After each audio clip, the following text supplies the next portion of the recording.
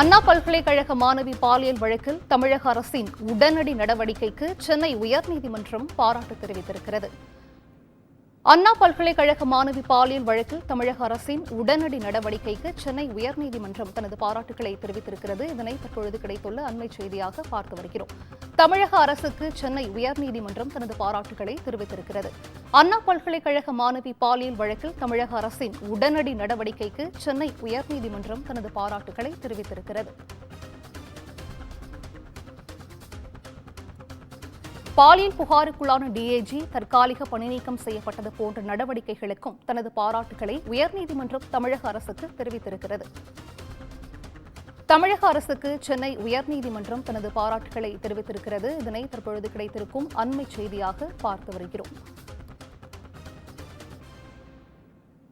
தலைமைச் செய்தியாளர் சிவா அவர்கள் நம்மோடு இணைப்பில் இருக்கிறார். சிவா, வணக்கம். தமிழக அரசுக்கு சென்னை உயர்நீதிமன்றம் தனது பாராட்டுகளை தெரிவித்திருக்கிறது. இது குறித்தான விவரங்களை பதிவு செய்யலாம் சிவா. சிந்துஜா, அண்ணா பல்கலைக்கழக மாணவி பாலியல் பலாத்கார வழக்கு, பாலியல் புகாருக்குள்ளான இந்த டிஐஜி தற்காலிக பணி நீக்கம் செய்தது போன்ற தமிழக அரசினுடைய நடவடிக்கைகளுக்கு சென்னை உயர்நீதிமன்றம் பாராட்டை தெரிவித்திருக்கிறது.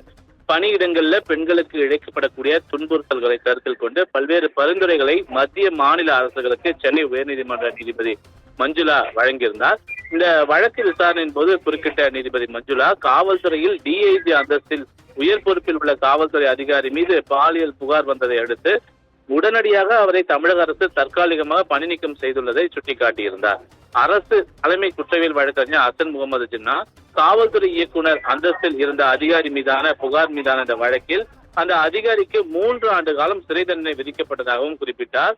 மேல் அதிகாரிகள் மீது புகார் தெரிவித்தால் நியாயம் கிடைக்கும் என்ற நம்பிக்கை பெண்களுக்கு ஏற்பட்டுள்ளது என்றும் அவர் குறிப்பிட்டிருக்கிறார். அதனால் பெண்கள் தற்போது புகார் கொடுக்க முன்வருகிறார்கள் என்றும், பாலியல் குற்றச் செயல்களில் ஈடுபடுகிற ஆசிரியர்கள் மீது கிரிமினல் வழக்குகள், துறை ரீதியான நடவடிக்கைகள் மட்டுமின்றி அவர்களுடைய கல்வி சான்றிதழ்களும் ரத்து செய்ய நடவடிக்கை எடுக்கப்படும் என பள்ளிக்கல்வித்துறை அமைச்சர் தெரிவித்துள்ளதையும் அவர் சுட்டிக்காட்டியிருந்தார்.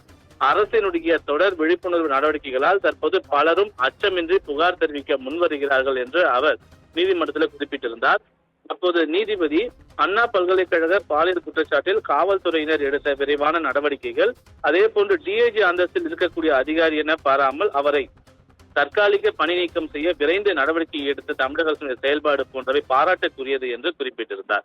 மேலும் மத்திய மாநில அரசினுடைய விழிப்புணர்வு நடவடிக்கைகளால் பெண்கள் அச்சமின்றி தைரியமாக வேலைக்கு செல்கிற நிலையை உருவாக்க வேண்டும் என்றும், பாலின உணர்திறன் மேம்பட நிதி ஒதுக்க வேண்டும் என்றும், வேலை செய்யக்கூடிய இடங்கள்ல அமைந்திருக்கக்கூடிய உள் புகார் குழு, அதாவது இன்டர்னல் கம்ப்ளைண்ட்ஸ் கமிட்டி என்று சொல்லக்கூடிய உள் புகார் குழு விவரங்களையும் இணையதளத்துல பதிவேற்ற வேண்டும். பணியிடத்தில் பெண்களுக்கு பாலியல் வன்கொடுமை தடை சட்டத்தின் அடிப்படையில் விதிகள் குறித்த அறிக்கைகளையும் தாக்கல் செய்ய உத்தரவிட்டு இந்த வழக்கின் மீதான விசாரணையை மார்ச் 3ஆம் தேதிக்கு ஒத்திவைத்திருக்கிறார்.